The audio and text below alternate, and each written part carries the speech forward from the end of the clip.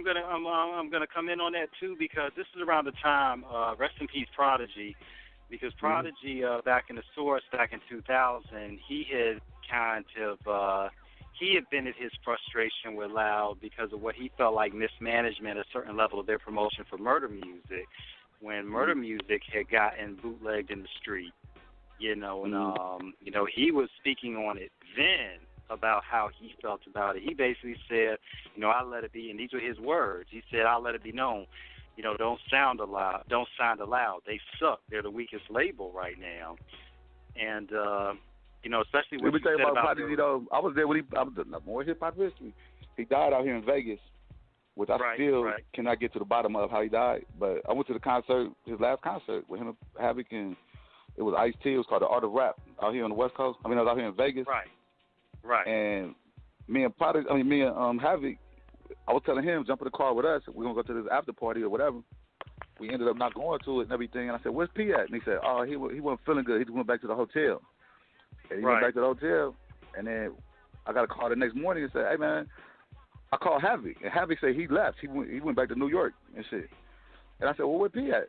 And he said, he had to stay in the hospital because of his sickle cell. You know what I'm saying? Right. And then they said that, and I said, okay, well, give me the hospital information. Havoc didn't have it at the time. I said, I'm going to go pop in on him and shit. I'm just going to go say what's up and everything. We've been label mates for years. Since they was the third group. It was the Alcoholics, Wu-Tang, then Mobb Deep, then Exhibit. Right.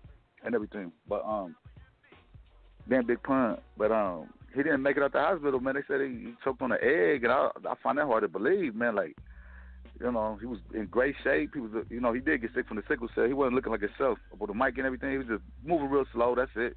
But he always moves slow a little bit, You don't see him jumping around and all that shit and everything. But I miss that dude, man. He was a good brother, but he was crazy like a mug, man. he was. Yeah, we've heard some stories that we've talked about on air, and then we've talked about off there. Prodigy.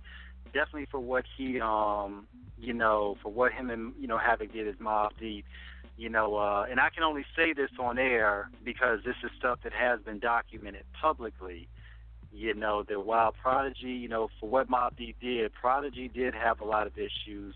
Like you said, when he was crazy, Prodigy did have some run-ins with a lot of people. When they talked about what happened with the mural in Queensbridge and why I kept getting I went to the mural. That's another hip-hop. That's another hip-hop one, too. I was there. Yeah. But the crazy part was there was black. Yeah, but Prodigy had a lot of issues with people out in QV, unfortunately, which makes his legacy very complicated for what he contributed, but also the conflicts that he had with a lot of people out there. And, one dude out the bridge said, that's why the mural cannot stand, because Prodigy, there were too many open, quote unquote, in the parenthetically speaking cases Prodigy had with too many people out there that was never resolved. Yeah, but gangsters don't do that, man. That's weak ass shit to me. And I went to the mural. I went to there, and it was funny because the day we went, it's not funny at all, but the day we went there, they had splattered paint on his face and everything. And I said, just take me over there with the paint on the face. And then they said, no, we gonna go tomorrow. And then they said they fixed it and everything. They repainted it and this and that. And so we went back, not the next day and everything. We was about to go back the next day. They said, now he's going to spray it, they're going to do red paint over his mural. You know what I'm saying? And I said, damn, that's 2 times in the same 2 days, 3 days, 4 days? And they said, yeah, man. I said, that's fucked up, man. I said, man, let's just go over there and check it out. And the next morning we got up and we went over there to check it out, and the wall was completely just pitch black. They just painted it black. You know what I'm saying? Yeah. Like, it wasn't no more Prodigy mural there. It was just all black. And they was telling me, they was like, yeah, he had a lot of, funk. He had a lot of beef and shit. Yeah. I knew he was crazy when I first met him, man. He was gangster he was a gangster nigga, I'll tell you that. I know you read the book. I know you read the book, My Infamous Life. I didn't, though. That's what the whole thing was, because too many people was talking about it. I know people that's involved in the book. And plus, I can't read that good, man, but no, I'm just fucking with you. I'm just kidding. But it's just like motherfucking, it's just like, I was going, what I was going to do? I was going to let everything die down with everything, because he ain't died that long ago. And I was going to pick it up later when I could just enjoy it and just, read the whole thing through and through, kind of, you know what I'm saying? Right. Yeah.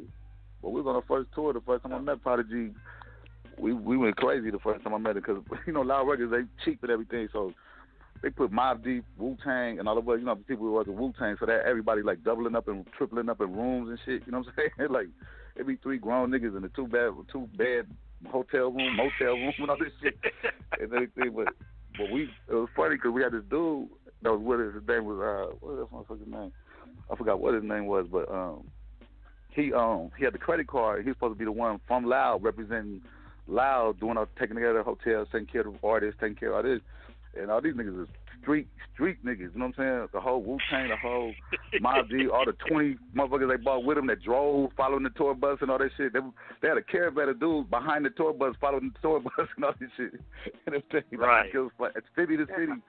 But when I first met Prodigy, man, I was like, what's up, my nigga? He was like, what's up? I was like, Tash, my nigga. He said, what's up? Okay. So I guess we share the room and everything, so let's get it cracking. We're going to have it like this. We're going to get some weed. We're going to do this. And we became friends immediately. But we had to go perform that night. We had to go rapping. We had to go rap on some shit they had. Well, we went to go rap on them and everything.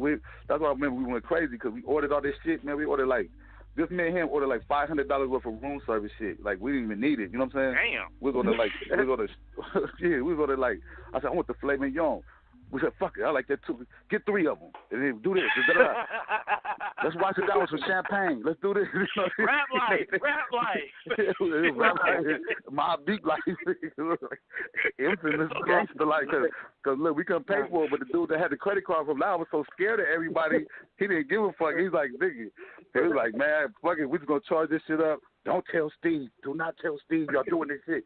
We were like, the first thing we gonna do is tell him. We better keep going, nigga. I'm on some tennis shoes. I can't be able to look at me, nigga. I'm on tennis shoes, Air Jordans, 11 and a half.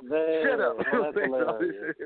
And then that's why I said Prodigy was a gangster. I said Prodigy was a gangster because we had to go to the club and everything. And, I forgot what city we was in. We was in like somewhere down south or somewhere like South Carolina or somewhere. And we took the steak knives. And we was cutting up the food, and we was like, let's bounce this shit. So we threw our coats on this shit, and we took the forks from the steaks we was eating and shit, and wiped up the steak sauce, and started shoving them in the bottom of his shoe and shit. Then he took the steak knife and put it down his pants and shit. And all this shit. I was like, where you going, nigga? Like, you need forks and knives and all that shit. He was like, I don't know these niggas out here for jump and all this. This nigga putting his steak knives in his socks and all this shit. I'm cool, but I ain't tripping. Like, you know what I'm saying? I was like, this is my first impression. I was like, I can't stand too close to this nigga. He already, he got that energy. Like, he knows something about the problem. It was the QB in him. Yeah, you might need to see a rib. Like, how you walk on that shit all night? You know what I'm saying? He's stuck in like a soul in his shoe. Anyway, I'm just yapping, but it's true facts, though. They're my niggas, man. Everybody, all these dudes. Everybody. And you know, being that we in a stage now where everybody has podcasts and everybody has a channel, it's easy to misconstrue a lot of shit. Like, you have everybody breaking down certain